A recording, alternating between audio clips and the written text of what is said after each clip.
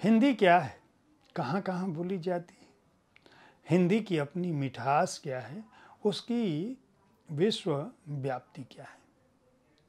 भारत से जो लोग दुनिया के सुदूर कोनों में गए, वहाँ अपना घर और संसार बसा लिया, उनके लिए हिंदी क्या है, वो हिंदी के लिए क्या कुछ कर रहे हैं, क्या कुछ हिंदी में रच बस रहे हैं, क्या कुछ सृजित कर रहे हैं, कुछ कर रहे हैं या नहीं। आज हिंदी की विश्व व्याप्ति में प्रवासी भारतीयों की, उन लोगों की जिनकी वंशावली भारत से जुड़ी हुई है, जो लोग भारतीय मूल के हैं, उनका क्या योगदान है। नमस्कार, आप देख रहे हैं साहित्य तक के बुक कैफे का एक दिन एक किताब कार्यक्रम। मैं हूं जयप्रकाश पांडे और आज जिस पुस्तक के साथ मैं उपस्थित हूं उसका नाम है वैश्विक गांव प्रवासी पांव एक माया। एक माया के साथ प्रश्न चिन्ह लगा है। इस पुस्तक के संपादक दिव्या माथुर, डॉक्टर संध्या सिंह, डॉक्टर पद्मेश गुप्त और प्रोफेसर हाइंस वर्नर वेस्लर हैं। ये चारों अपनी अपनी विधा के माहिर हैं और ये चारों हिंदी के लिए दुनिया के बड़े देशों में काफ़ी कुछ कर रहे हैं। दिव्या माथुर, जिनसे साहित्य तक स्टूडियो में संवाद भी हो चुका है, FRSA वातायन UK के संस्थापक हैं, रॉयल सोसाइटी ऑफ आर्ट्स की फेलो हैं, बहुपुरस्कृत लेखिका और संपादक हैं, वहीं रहती हैं, ढेर सारे पुरस्कार मिल चुके हैं, बहुत सारी पुस्तकें प्रकाशित हो चुकी हैं। डॉक्टर संध्या सिंह वाराणसी में जन्मी हैं, काशी हिंदू विश्वविद्यालय से डॉक्टरेट की डिग्री उन्हें मिल चुकी है। नेशनल यूनिवर्सिटी ऑफ सिंगापुर में हिंदी और तमिल विभाग की प्रमुख हैं। वे भी लगातार लिखती रही हैं, बहुत सारे हिंदी पाठ्यक्रमों के निर्माण में उनकी अपनी भूमिका है। डॉक्टर पद्मेश गुप्त लखनऊ में एक प्रतिष्ठित समाजसेवी परिवार में पैदा हुए, लंबे समय से लंदन में रह रहे हैं, ऑक्सफोर्ड बिजनेस कॉलेज के निदेशक हैं और उनकी भी बहुत सारी रचनाएं और ढेर सारे पुरस्कार उन्हें मिल चुके हैं, रचनाएं प्रकाशित हो चुकी हैं।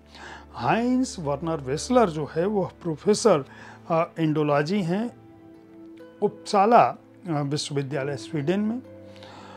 PhD उन्होंने जूरिश विश्वविद्यालय से की, मास्टर बॉन विश्वविद्यालय जर्मनी और अलग अलग विश्वविद्यालयों में पढ़ाई की। केंद्रीय हिंदी संस्थान से एडवांस डिप्लोमा किया है और हिंदी में अच्छा लिखते पढ़ते हैं। इन चारों विद्वानों ने इस पुस्तक की, जिसे मैं कह रहा हूँ कि वैश्विक गांव प्रवासी पांव एक माया जिसका नाम है, इसकी एक लंबी चौड़ी भूमिका लिखी है। हर चारों ने अलग अलग भूमिका लिखी। दरअसल लंदन में एक भारोपीय हिंदी महोत्सव हुआ था। भारोपीय यानी भारत और यूरोपीय हिंदी महोत्सव हुआ था।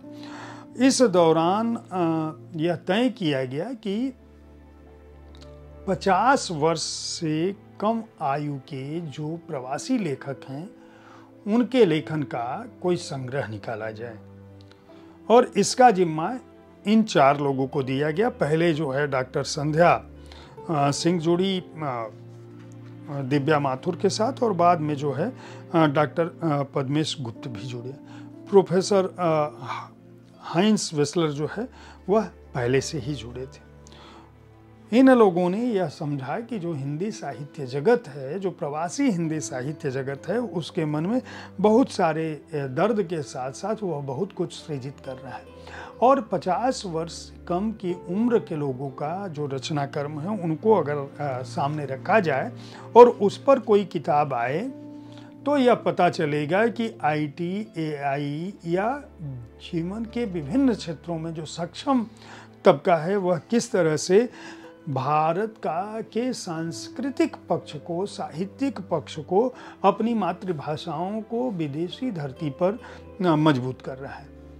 यह दरअसल पुस्तक इस प्रयास में सफल रही है। इन चारों ने अपनी अलग अलग भूमिका लिखी है। जो रचनाएं इनमें शामिल हैं उनका उल्लेख करते हुए, लेकिन मैं उन भूमिकाओं पर, उन रचनाओं पर बात नहीं करूंगा, लेकिन यह बताऊंगा कि किस रचनाकार ने कौन सी रचना लिखी है, और सारांश में एक आध कथानक बताने की कोशिश करूंगा। जैसा कि मैं किसी भी कहानी संग्रह से, यह पुस्तक की इसकी खासियत एक यह भी है कि इसमें कहानियों के साथ साथ कथित बातें भी, यानी लेख, निबंध भी शामिल हैं। तो एक तरह से ये प्रवासी भारतीयों के रचना कर्म को बताने की कोशिश है, हमारे आपके सामने हिंदी में लाने की कोशिश है।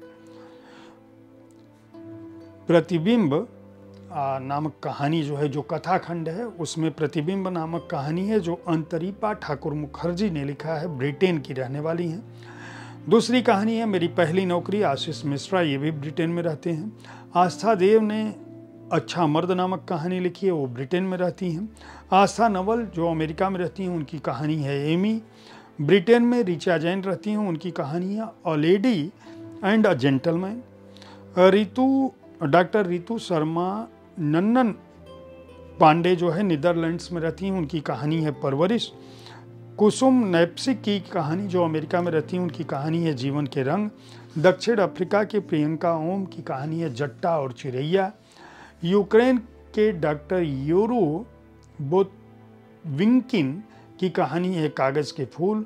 ऑस्ट्रेलिया में रहने वाली रीता कौशल ने लिखा है स्टर्लिंग हाईवे वाली। केन्या में रूही सिंह रहती हैं, उनकी कहानी है यात्रा। सिंगापुर के विनोद दुबे की कहानी है फ्राइडे नाइट। ब्रिटेन में शिखा वार्षणे रहती हैं, उनकी कहानी है आश्रय। और अमेरिका की सोमा व्यास की कहानी हीना, कहानी 3 पीढ़ियों की। ये कथा श्रृंखला में शामिल जो रचनाएं हैं। कथेतर में ब्रिटेन की ऋचा जैन ने लिखा है तुम चीज़ क्या हो यार। जर्मनी में रहने वाले गौतम लियू ने लिखा है हिंदी को विश्व भाषा बनाने का रामबाण उपाय। ऑस्ट्रेलिया की प्रगीत कंवर ने लिखा है प्रवासी होने का मतलब परलोक गमन मान लेना क्यों। स्वीडन में रहने वाली मोहिनी मेहता का आलेख है वैश्विक गांव हिंदी के पांव, जिस पर इस संकलन का नाम भी है। डेनमार्क के विवेक शुक्ला ने लिखा है स्मृति के कठोरदान में पुरखे। और अमेरिका की रहने वाली सोमा व्यास ने हिंदी शिक्षण और हिंदी सिनेमा, ये लिखा है। पुस्तक के अंत में जो है वह लेखकों का परिचय है। हालांकि मुझे जो संग्रह मिला है उसमें जो परिचय है वो डॉक्टर यूरू बोतविंकिन के बाद समाप्त हो जाता है, यानी कहीं कुछ पन्ने संभवतः इस संग्रह में शामिल नहीं हो पाए हैं। उनका परिचय मुझे खूब ढूंढने पर नहीं मिला, यानी अधूरा परिचय इसमें शामिल है।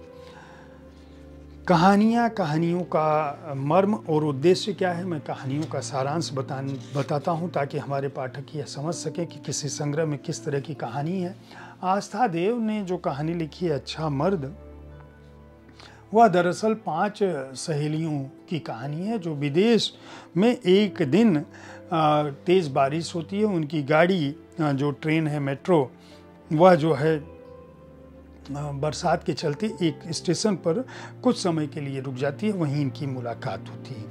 उस मुलाकात में जो घर के मर्द हैं, जैसा कि आपस में बातचीत होती है, उन बातचीत के दौरान सभी अपने अपने हिसाब से इंग्लैंड, वहाँ की संस्कृति, वहाँ की तहजीब को, वहाँ के समाज को, और उसके साथ साथ जो उनका अपना समाज है जो ब्रिटेन में रह रहा है, उसको बताते हैं।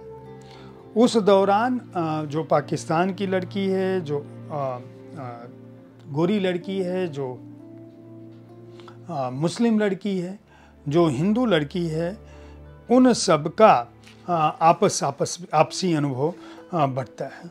और उसमें एक गर्भवती होती है जो जिसके पेट में बच्चा है, और उसी से उसकी इन लोगों की शुरुआत होती है, क्योंकि वो कहती है कि एक्सक्यूज़ मी, आप सब मुझसे बात कर सकती हो क्या, ताकि मुझे घबराहट ना हो।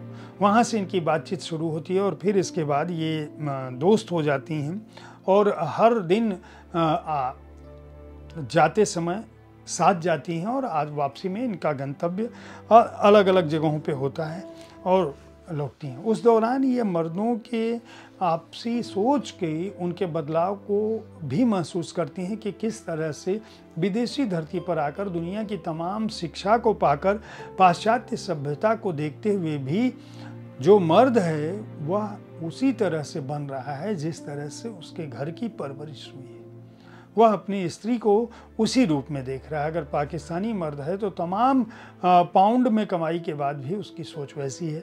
हिंदुस्तानी मर्द है तो उसकी भी कमाई वैसी ही है। श्रीलंका की जो लड़की है वो कहती है कि किस तरह से उसका पति भाग कर आया। लंदन इसलिए आया था है क्योंकि उसके घर अपने परिवार के लोगों ने धोखा दिया, लेकिन वह यहाँ आने के बाद भी स्त्री को लेकर उसकी जो अपनी सोच है वह क्या है। और जब ये बात कर रही होती हैं तब वो पश्चिमी लड़की यह कहती है कि कम से कम स्टर्न मैन बहादुर तो होते हैं, डरपोक नहीं। और फिर वह अपना अनुभव बताती है कि किस तरह से उसके पिता ने सिर्फ इसलिए उसकी माँ को छोड़ दिया क्योंकि इससे जो छोटी बहन थी वह इम्परफेक्ट बच्चा थी और वह उनका पालन पोषण नहीं करना चाहता था। यह कहानी दरअसल यह संकेत देने की कोशिश करती है कि दुनिया में बदलाव की चाहे जितनी भी बयार हो, स्त्रियों के लिए संसार बदलना अभी उसमें वक्त लगेगा, संसार बदला हुआ नहीं। ऋचा जैन की कहानी अ लेडी एंड अ जेंटलमैन, अगर इसकी बात करूं तो एक अनीता है जो घर में काम करने आती है, वहीं ब्रिटेन की बात है, और घर में काम करती है। वो सामने कोई आदमी है देखता रहता है तो वो आके चिढ़ती है, अपनी मालकिन से कहती है कि वो घूरता रहता है, आज भी घूर रहा था। वो कहती है अच्छा तू ये पहन ले, नीचे सेलेक्स पहन ले। वो सेलेक्स देती है, पहनने के बाद भी वो उसको घूरता रहता है। 2-3 दिन 4 दिन तक ऐसे चलता रहता है। तो वो सोचती है कि ये मुझे घूर रहा है, इसकी शिकायत करूँगी। तो देखती है कि वो तो सीढ़ी पर आज बैठा हुआ है जहाँ बाहर निकल रही है। वो घबराती है और वो सोचती है कि इसको आज मैं ज़रूर पीटूंगी, डांटूंगी और इसकी शिकायत करूंगी। आजू बाजू कोई नहीं है, ये कहीं कुछ करे ना। तो सोचती है कि अगर ये कुछ करेगा तो मैं ज़ोर से कुछ नहीं तो घंटी बजाऊंगी और चिल्लाऊंगी। लेकिन जब तक वह कुछ सोच रही होती है तब तक वो पास आकर बोलता है दीदी, और दीदी बोलता है तो ये चौंकती है। वो कहता है दीदी मैं रोज़ आपको आते जाते देखता रहता हूँ, आपके पास ये डंडे वाली साइकिल है, यानी मर्दों को चलाने वाली साइकिल है, आपको चलाने से परेशानी होती है। मेरे पास मतलब आपके पास ये जेंट साइकिल है, मेरे पास एक लेडीज साइकिल है, एक मेम साहब ने मुझे दी है, बिल्कुल नई जैसी है। उनकी बेटी चली गई है बाहर पढ़ने के लिए तो मुझे दे चुकी हैं। तो अगर हम लोग आपस में बदल लें, क्योंकि मैं उसको चलाता हूँ तो मेरे दोस्त उसको चिढ़ाते हैं, साइकिल की अदला बदली कर लें क्या दीदी। तो इस तरह की भी घटनाएं जो मानवीय संवेदनाओं से भरपूर हैं विदेशी धरती पर। कोई ज़रूरी नहीं कि हर घूरने वाला आपको गलत नज़रिए से ही देख रहा हो। जो वर्ग है सामान्य उच्च वर्ग, ये कहानियाँ दरअसल अलग अलग फलक को दिखाती हैं। आधुनिकता के साथ हमारी जो विरासत है, विरासत के साथ हमारी जो कुरीतियाँ हैं, हमारी कुरीतियों के साथ जो बदलाव है, बदलाव के बीच जो नई पीढ़ी और दूसरी पीढ़ी, पिछली पीढ़ी का जो टकराव है, साथ साथ प्रवासियों को अलग संसार में देखने की जो भावना है, उन सब का भी उल्लेख ये कहानियाँ करती हैं। भारतीय लोग जब विदेशी धरती पर जाते हैं तो किस तरह से उन्हें सांस्कृतिक बदलाव भी देखने को मिलता है, वह भी बताती है। जो निबंध है वो निबंध ये भी बताते हैं कि हिंदी को किस तरह से हम सीख सकते हैं, कि हिंदी को किस तरह से बरत सकते हैं। जैसे सोमा व्यास जो है हिंदी शिक्षण और हिंदी सिनेमा को जोड़ती हैं, और वो कहती हैं कि विदेशों में हम लोग अपने बच्चों को इस तरह से सिखाते हैं कि वो भारतीय संस्कृति से जुड़ सकें, और उसके लिए उनको गाना भी सुनाते हैं। जैसे अगर दिशा, रंग, मौसम आदि की गिनती करनी हो तो उस तरह के गाने सुनाते हैं। जैसे रिमझिम गिरे सावन जैसा गाना हो सकता है। ए भाई जरा देख कर चलो, आगे भी नहीं पीछे भी, इस तरह के गानों से हम दाएं बाएं सिखा सकते हैं, आगे पीछे सिखा सकते हैं। पतझड़, सावन, बसंत, बहार से मौसम की भी बात हो सकती है। आए लड़की क्या बोलती तू, घूमेंगे फिरेंगे नाचेंगे गाएंगे से टेंस बताते हैं कि भूतकाल कैसे हो सकता है, भविष्य काल कैसे हो सकता है। यानी घूमेंगे फिरेंगे नाचेंगे गाएंगे भविष्य काल है। एक लड़की ऐसी थी जिससे मैं प्यार करता था, ये भूतकाल है। तो इस तरह से हिंदी जो है बच्चों को, युवा किशोरों को सिखाने के लिए इस तरह के गानों का इस्तेमाल होता है। सिंदूर से संस्कृत का ज्ञान मिलता है। जब जब फूल खिलें, आमदनी अठन्नी, खर्चा रुपया, चाची 420 से मुहावरे किस तरह के चल रहे हैं उनकी भी बात समझाई जाती है। जो त्यौहार हैं, मौसम हैं, उनको भी गाने से सिखाया जाता है। तो एक तरह से यह पुस्तक प्रवासी भारतीय हिंदी के लिए क्या कर रहे हैं दुनिया भर में, उनकी एक वानगी देती है। वाणी प्रकाशन को इस पुस्तक के प्रकाशन के लिए शुभकामनाएं और बधाई। चारों संपादकों को, दिव्या माथुर, संध्या सिंह, डॉक्टर पद्मेश गुप्त, हाइंस वर्नर वेस्लर को बहुत बहुत शुभकामनाएं और बधाई। और जिन लेखकों ने इसमें, जिन कथाकारों, साहित्यकारों, तकनीकी सेवियों ने और लेखकों ने अपना योगदान दिया इस पुस्तक में, उन सबको बधाई और शुभकामनाएं।